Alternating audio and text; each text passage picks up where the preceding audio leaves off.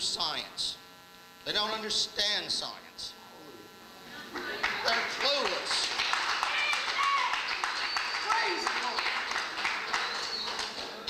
Let's look at what the problems are with the creationists, okay? I'm trying, let me grab the mic. Can you hear me better now? Okay. Problem with creationism I want to go over briefly.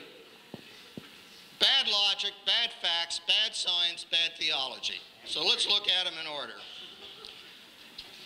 Okay? First of all, here's an example of creationist logic. Well, it's just, can we turn those lights off over the, just those one set of blackboard lights? That's perfect. Okay. Here's an example of creationist logic. No physical evidence, such as photographs, exists of George Washington. No one alive has ever seen George Washington, have they? Has anybody here ever seen George Washington? Any historians actually ever seen George Washington? No. Only man-made documents exist. And you know what? Some of those documents are forgeries. Following creationist logic, we must therefore conclude George Washington did not exist.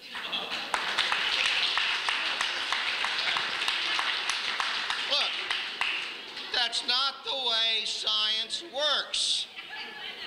Okay? Science is a process of debate between alternative explanations.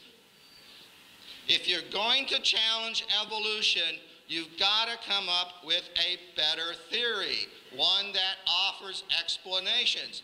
Now, I know that Dr. Hovind has a $250,000, it's still $250,000? I'll make it $1 million. $1 million, well, all right.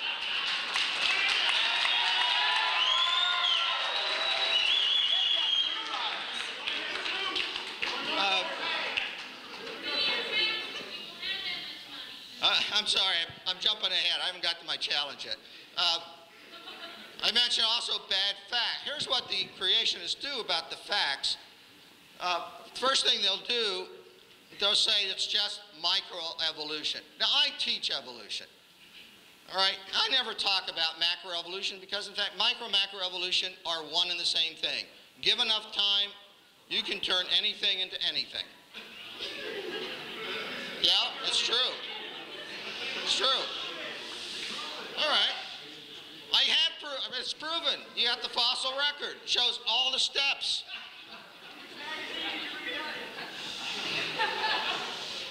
Now, if he can, the problem here is what is a type? You know, he says, okay, a chicken's a chicken.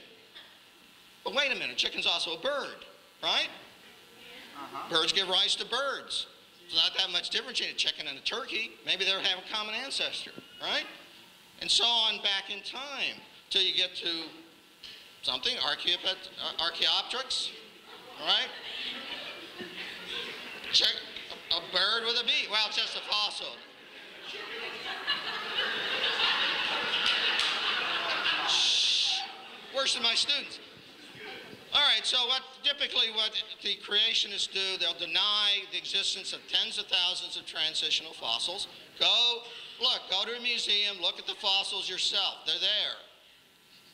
They are there. They do exist. Scientists who study these things believe they tell a story, just as historians who study documents, which are nothing more than fossils, historical documents are nothing more than historical fossils, except they're made by man.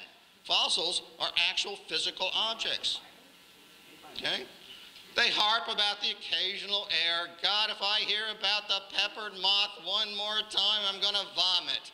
I don't teach the peppered moth. The peppered moth story, we know one thing that we actually measured. The number of black and white morphs changed over time. There are different theories as to exactly why that happened. That's the peppered moth, okay? Same thing with Henkel's diagrams. Come on, we got a lot better pictures of that than that. Biologists didn't quit studying this stuff with Darwin, you know. Typically, you know, the creationists remain ignorant of current research. I just showed you some. You won't hear creationists attacking that because they don't know about it. Whenever a physicist, chemist, geologist, astronomer, zoologist, geneticist, paleontologist, or any other fully qualified scientist makes a discovery that supports evolution, typically creationists ignore it, treat it as some kind of conspiracy, misinterpret it, claim it actually doesn't exist. And this part really gets my goat. They require of evolution perfect data and absolute proof, but accept even the most superficial evidence in their support of their position. The real world and real science is real. You know, there are gaps, there's data. You know, I've done experiments. I've been in the lab, and I've been out and looked at fossil beds. It's a messy business. Let them do as well. Now, the real problem is creationism is not even a proper science. To be a proper science, you have to have an explanation for something that you can test. I looked really hard for a theory of creationism. And this is the best I could come up with. This is a Gary Larson cartoon, and I studied it very hard, and I understand some of it, but I cannot figure out what the duck is all about. Right? So I don't know. Maybe somebody can explain what the duck, but that's about as close as you get to a scientific theory of creationism. So I get to my challenge. This is my $250,000 to the creationists. Describe a physical mechanism used by the Creator, and based upon this mechanism, make a unique prediction that's different from evolution, which can be tested. Now, did the Creator work outside of natural law? If you believe that, then fine, that's okay, but don't tell me that's some kind of science. Science is about how things work and trying to understand how things work. If you're going to give me a creation theory, you gotta at least make an effort to tell me how it was done so I can test it. Can't test it. Not science.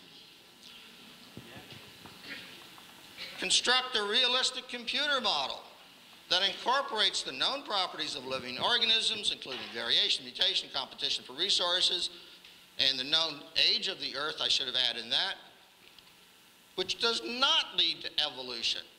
People who do the computer models, out pops evolution, including macroevolution and change of organisms and from one type to another. It's in the computer programs. It's in the math. Creationists don't like it, but then they don't do their own math to counteract it. This one I like, number 4. Construct either a unified theory of creation that brings together all of the creation stories of the world's different religions, or describe a scientific method for determining which one is valid. Now, you know, look, he can believe what he wants too. We all have our right to our beliefs, okay? But if we're talking science, you have to have a means of testing your beliefs against nature, against reality. And if you can't do that, it's not science.